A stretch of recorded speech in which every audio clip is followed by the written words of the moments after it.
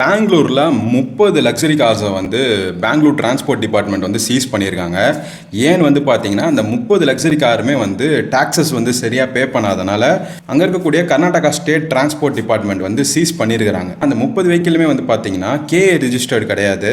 பாண்டிச்சேரி, மகாராஷ்டிரா, ஜார்க்கண்ட், உத்தரப்பிரதேஷ் அப்படிங்கிற மாதிரி வந்து நிறைய ஸ்டேட்டில் ரிஜிஸ்டர் பண்ண அந்த வெஹிக்கிள்ஸை வந்து அவங்க பெங்களூரில் வந்து ஓட்டிட்டு இருந்திருக்கிறாங்க. பெங்களூர் டிரான்ஸ்போர்ட் டிபார்ட்மெண்ட்டோட டெபுட்டி கமிஷனர் மல்லிகா அர்ஜுன் அவங்க தலைமையில் வந்து 41 அஃபீஷியல்ஸ் வந்து ஒரு டீமாக ஃபார்ம் ஆகுறாங்க. அந்த 41 அஃபீஷியல்ஸில் வந்து பார்த்தீங்கன்னா ரீஜனல் டிரான்ஸ்போர்ட் டிபார்ட்மெண்ட்டை சேர்ந்த அஃபீஷியல்ஸுமே இன்க்ளூடடு. ஸோ அந்த மொத்த டீமுமே வந்து பெங்களூரில் பல பகுதியில் வந்து சோதனையில் ஈடுபடுறாங்க.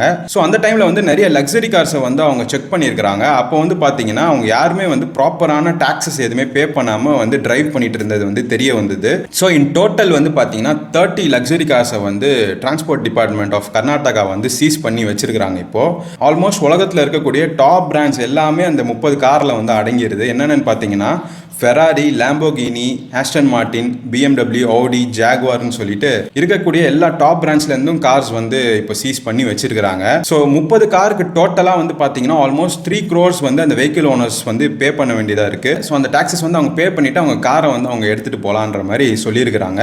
எப்பவுமே வந்து பெங்களூரில் டிராஃபிக் ரொம்பவே ஜாஸ்தி. அதே டைமில் வந்து டாக்ஸஸுமே வந்து அவங்க ரொம்ப ஸ்ட்ரிக்டாக ஃபாலோ பண்ணுவாங்க. ஸோ அந்த விதத்தில் இந்த மாதிரி ஒரு அதிரடியான ஒரு ஆய்வு நடந்திருக்கு. ஸோ இதே மாதிரி வேற ஸ்டேட் ரெஜிஸ்டர் பண்ண லக்ஸரி கார்ஸ் சென்னையிலையும் இருக்கு, பல மாநிலத்திலையும் இருக்கு.